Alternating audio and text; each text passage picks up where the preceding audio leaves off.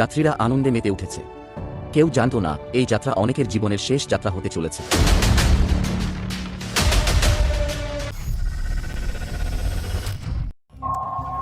সালটা ছিল 1912। মানুষ তখন বিশ্বাস করতে শুরু করেছে প্রযুক্তির কাছে প্রকৃতি আর কিছুই না। আর সেই বিশ্বাসের সবচেয়ে বড় প্রতীক ছিল একটি জাহাজ, নাম আরএমএস টাইটানিক, যাকে বলা হতো আনসিঙ্কাবল শিপ, অর্থাৎ ডুবতেই পারে না। কিন্তু ইতিহাসের এক রাতে এই অজেয় জাহাজই পরাজিত হয় প্রকৃতির কাছে। টাইটানিকের জন্ম। টাইটানিক তৈরি করা হয়েছিল ইংল্যান্ডের হারল্যান্ড অ্যান্ড উলফ শিপইয়ার্ডে। দৈর্ঘ্য প্রায় 882 ফুট, উচ্চতা 11 তলা বিল্ডিংয়ের সমান। ভিতরে ছিল বিলাসিতার সবকিছু: সুইমিং পুল, জিম, রেস্টুরেন্ট, বিলাসবহুল কেবিন। টাইটানিক ছিল সেই সময়ের সবচেয়ে বড় ও সবচেয়ে দামি জাহাজ।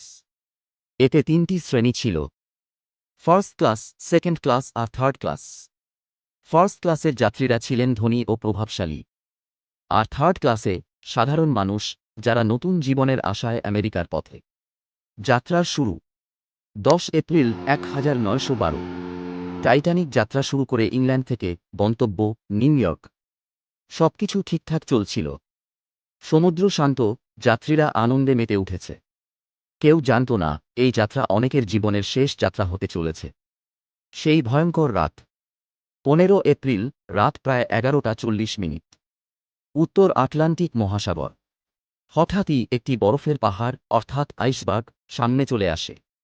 চালক জাহাজ ঘোরানোর চেষ্টা করেন, কিন্তু খুব দেরি হয়ে যায়। টাইটানিকের ডান পাশ বরফের সঙ্গে ধাক্কা খায়। জাহাজে ফাটল তৈরি হয়, পানি ঢুকতে শুরু করে। টাইটানিকের ডিজাইনে বলা হয়েছিল যদি 4টি কম্পার্টমেন্টে পানি ঢোকে তবুও জাহাজ ভাসবে। কিন্তু সেদিন 6টির বেশি কম্পার্টমেন্টে পানি ঢুকে পড়ে। অবিশ্বাস থেকে আতঙ্ক। শুরুর দিকে কেউ ভয় পায়নি, কারণ সবাই বিশ্বাস করত এই জাহাজ ডুবতেই পারে না। লাইফবোট নামানো শুরু হলো, কিন্তু প্রশ্ন ছিল একটাই: কেন এত কম লাইফবোট? মায়েরা বাচ্চাদের বুকে জড়িয়ে ধরছে, স্বামীরা দূরে দাঁড়িয়ে শুধু তাকিয়ে আছে।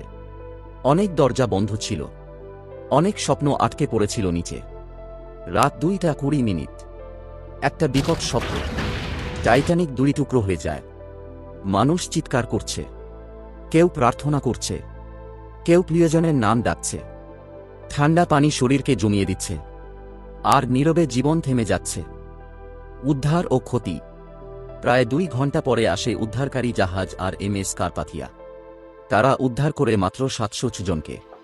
প্রায় 1500-এর বেশি মানুষ সেই রাতে প্রাণ হারান।